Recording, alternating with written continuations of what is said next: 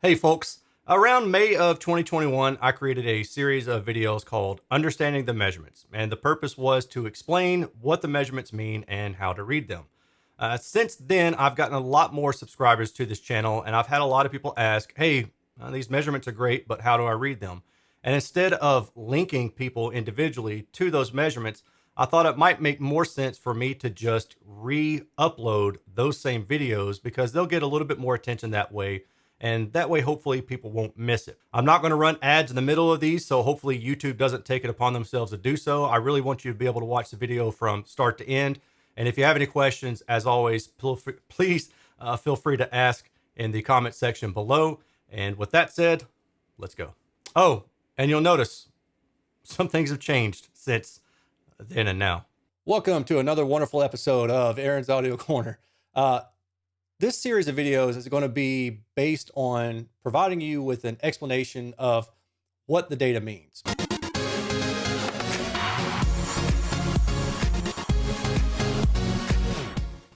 I started this website and this YouTube channel approximately a year ago. The entire purpose was to provide you with data. The reason I wanted to provide you with data was so you wouldn't have to rely on just my subjective opinion. Now, certainly I listen to the speakers when I test them out, and I still tell you what I hear when I listen to them in the various fashions, living room, home theater room, near field, far field, all sorts of different levels. And I try to test them out all sorts of ways.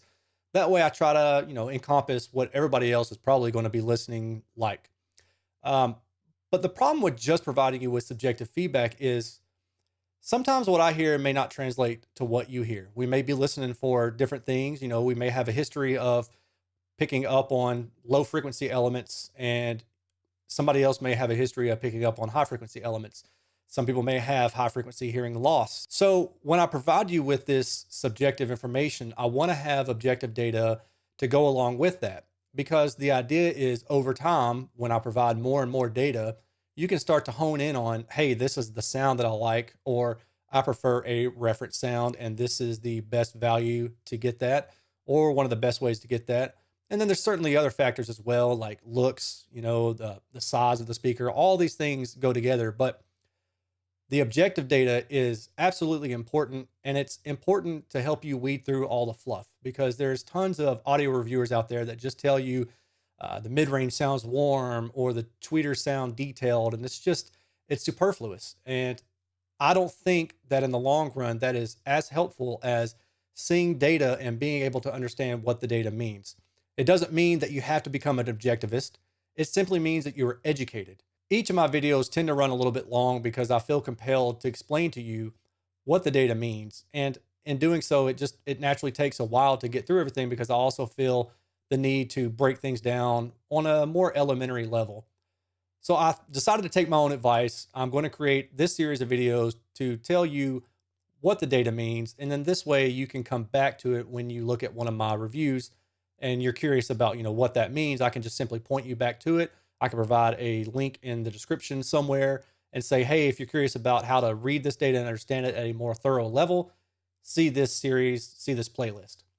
So the first video I'm going to kick off in this series is going to be frequency response, because in my opinion, that is the absolute most important aspect of objective data. Without a clear understanding of on-axis frequency response, you really don't have a grasp on what all the other measurements mean. So let's get to that. Before we go any further, I want to clear one thing up. Anechoic response is not the same thing as measured in-room response. And what do I mean by that? Well, it's simply, a lot of people will provide you a measurement of what they are getting in their room. And then somebody will say, oh, I don't like flat in-room response, and they misunderstand that in-room response is totally different from an anechoic measurement. And an anechoic measurement is without the room influence, the ceiling, floor, walls, any of those reflections, couch, anything nearby that would mess up the frequency response measurement. The reason that you want to separate the speaker from the room is because you want to know exactly what the speaker is doing all on its own.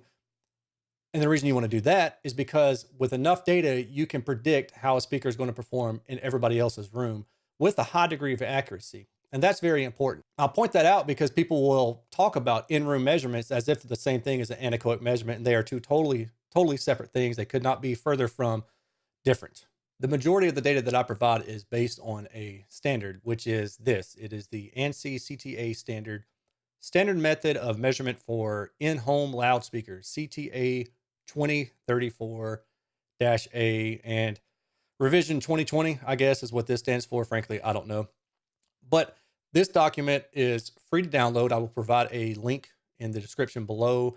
And you just go to the website and you give them your information. They'll send you a download link. You can download it and go check it out. And it has everything that I'm going to talk about in this video, except for a few things, which will be, distortion and compression. But for the most part, everything that I'm going to talk about in this series of videos is going to be covered in this document, starting with the on-axis frequency response. And we're going to grab from them the direct definition of on-axis response. Since the contents in this video are focused on-axis sound, let me give you an example of what I mean by on-axis. This is a speaker. The speaker is facing right at you. That means the speaker is on-axis. If I turn the speaker to the side, any direction, that means it is off-axis. Even pointed down would be off-axis. There's always a reference plane. Typically, with most speakers, the reference plane is the tweeter. And by reference plane, I mean, where are you putting your ears at, like level-wise? If I put my ears right here, then vertically, my ears are on axis with the reference plane. Now, if I put the speaker up here and turn it down, then I'm not on axis with the vertical plane anymore. So that's just briefly what I mean by on axis. And we'll talk about off axis in a later video. Here we are. This is the standards definition for it, and I'll read it out to you. The on-axis frequency response is the universal starting point, and in many situations, it is a fair representation of the first sound to arrive at a listener's ears. To kick off this conversation, I'm going to use an example from a recent test I did on the Kali IN5. This is a graphic that has a lot of information in it, but we're going to focus right now on the black line that says on-axis, which kind of runs through here. First of all, how do you read this graph? Well, on the x-axis down here is frequency, and on the y-axis is SPL. What does that mean? Frequency, everybody knows bass. You know bass. You hear the car thumping next to you at the red light. Your friends are talking about their subwoofers. Everybody understands what bass is. Bass is low frequency. Most people's voices cover the span of about 200 to 3,000 hertz. So you're talking about this area right in here. That's the typical vocal region for males and females. And certainly there are some exceptions. When you go into the higher frequencies, which is generally considered, 1-2 kilohertz and above, going to the right, that would be sounds of like birds chirping or a whistle or the S as somebody's talking. And then when you're talking about how much there is, that would be covered on this left axis. So for example, if I'm talking quietly, then the output would be in a lower value of SPL. And if I'm talking loudly, the output would be at a higher volume of SPL. And that's the basics of a frequency response graph. When you're talking about loudspeakers, ideally what you want is to not mess with the signal coming out of whatever your playback system is. So for example, you've got a CD, it's got a song on it. And let's say the song is just a sine sweep. And it's that, you probably heard a sine sweep before. It goes whoop, and that's it, right? If the CD has just a sine sweep on it, then the speakers should play just the sine sweep only, and it should play it with the same fidelity that is on the actual CD medium. And that would be, A equals B, input equals output. Unfortunately, there is no loudspeaker in the world that I'm aware of that will provide you with that exact thing, because there is no perfect loudspeaker. A perfect loudspeaker would be a speaker that has a very flat line from 20 hertz down here to 20 kilohertz up here, because that's mostly the typical listener's hearing range. When a loudspeaker gets outside of that flat line, as everyone that I'm aware of does, that's when they start to impart their own sonic characteristics to the sound, whether good or bad. Some people, for example, may like a boosted high frequency response, so the high frequencies tend to sound a little bit louder than the lows. Some people like the opposite. Some people may want heightened vocals, so they may want more SPL in the 200 hertz to 3 kilohertz region, so in this ballpark area right here. But the bottom line again is that there is no speaker on earth that is dead flat from 20 hertz to 20 kilohertz, at least that I'm aware of. And if there is, then that would probably be considered the reference standard. in terms of on-axis response. This graphic represents the same black line that you saw on the previous graphic. However, it's just by itself. I've got rid of all the other ones. And what I've done here is I've calculated the mean SPL over a range of 300 hertz to 3 kilohertz. So basically, the typical human voice region. And in doing so, I've also said, okay, now based on that mean SPL, what is the plus or minus 1.5 dB region? And then what is the plus or minus 3 dB region?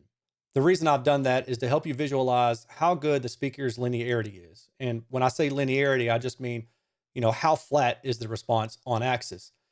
A speaker that is within plus or minus 1.5 dB is really a good speaker.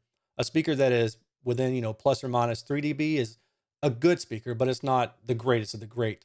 And when you get beyond that, that's when you start having issues with, speakers really tainting the sound and creating their own imbalance in terms of timbre. What you hear, the vocals may sound louder than the high frequencies or vice versa, or just any kind of imbalance overall to the speaker response. And what I'm looking for here really is a on-axis response that is well within the gray window, within limits. When I say within limits, what do I mean? Well, you know, most bookshelf speakers, they're not going to have a lot of bass. So you're going to expect to see some kind of roll off here, what you do. And, below what, 50 hertz or so, this speaker just doesn't have a lot of output. That's typical.